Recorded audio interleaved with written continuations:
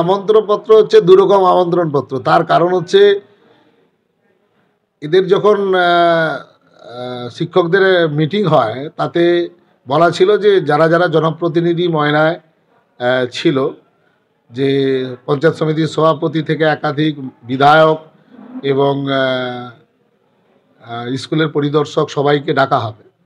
কেবলমাত্র বিধায়ককে ডাকা হবে না বলেই এটি শিক্ষক নেতারা নিজেদের কারচুপি করে দুরকম চিঠি ছাপানো হয়। একটি চিঠিতে লেখা আছে বিধায়কের নাম বাদ দিয়ে পঞ্চায়েত সমিতির সভাপতি, সহকারী সভাপতি, শিক্ষা কর্মাধ্যক্ষ এবং বিডিও সাহেবের নাম লেখা হয়, সেখান থেকে নাম বাদ পড়ে আমাদের বিধায়কের। আরেকটি চিঠি কারো নামই ছাপা হয় না, কেবলমাত্র আমাদের এসআই সাহেবের নাম দেওয়া হয়।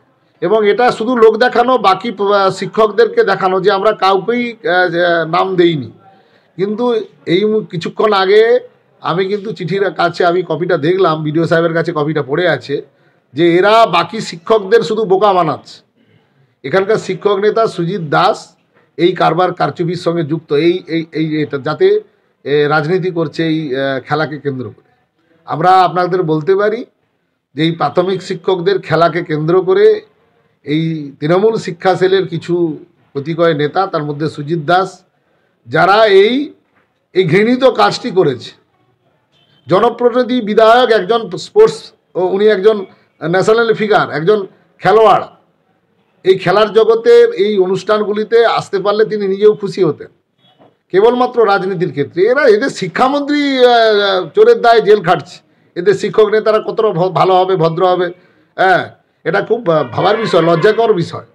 বাকি আমি শিক্ষকদের উদ্দেশ্যে বলবো, সারা ময়নার যারা শিক্ষক আছেন তারা জেগে উঠুন। এই খেলাকে কেন্দ্র করে যে রাজনীতি শুরু হয়েছে বা রাজনীতি চলছে, এটা খুব খারাপ বিষয়। আপনারা জেগে উঠুন। বাকি শিক্ষকদেরকে অনুরোধ করব যে আপনারা এর তীব্র প্রতিবাদ করুন। এটা ঠিক নয়। বিধায়ক কি লাস্ট পর্যন্ত ডাক পেয়েছিল? না, বিধায়ককে ডাকেনি। এই নিয়ে আমি এসআই সাহেবকে তীব্র ভাষায় ভৎসনা করেছি এবং আগামী দিনে শিক্ষার মিটিং হলে আমি কিন্তু এদের কড়ায় গণ্ডায় চাইব এবং এই শিক্ষক নেতা যে এই কাজের সঙ্গে যুক্ত তার উপযুক্ত জবাব দেব। খুব সামনে সময় ঘনিয়ে আসছে। দেখুন, গৌতমবাবু বিরোধী দলনেতা, তো উনি কার ডাকা হলো না হলো এ নিয়ে উনি ব্যস্ত থাকেন। উনি মানুষের কাজের সঙ্গে কিভাবে কাজ হবে, কিভাবে উন্নয়ন হবে, সেদিকে যদি একটু উনি লক্ষ্য নজর দিতেন তাহলে মনে ভালো হতো।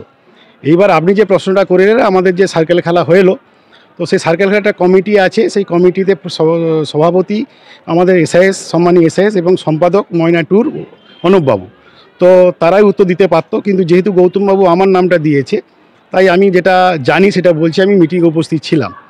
অ্যাকচুয়ালি আমাদের কার্ড গত 5-7 বছর ধরে আমরা যে কার্ডগুলো দেখেছি, সেই কার্ডগুলোতে আমাদের এমএলএকে সেভাবে ডাকা হয়নি। এবারে যে অশোক দিন্ডা মহাশয় আছেন, এর আগে আমাদের সংগ্রামবাবু ছিল, তারও নাম রাখাও হয়নি কার্ডগুলো, আপনারা 17 সাল থেকে দেখবেন। তো সেইভাবেই আমরা গতবারেও কার্ডে নাম ছাপাইনি, এবারেও ছাপাইনি। তো সেইভাবে কার্ড আমাদের জনপ্রতিনিধিদের ডিস্ট্রিবিউট করা হয়ে যায়। তো তারপরে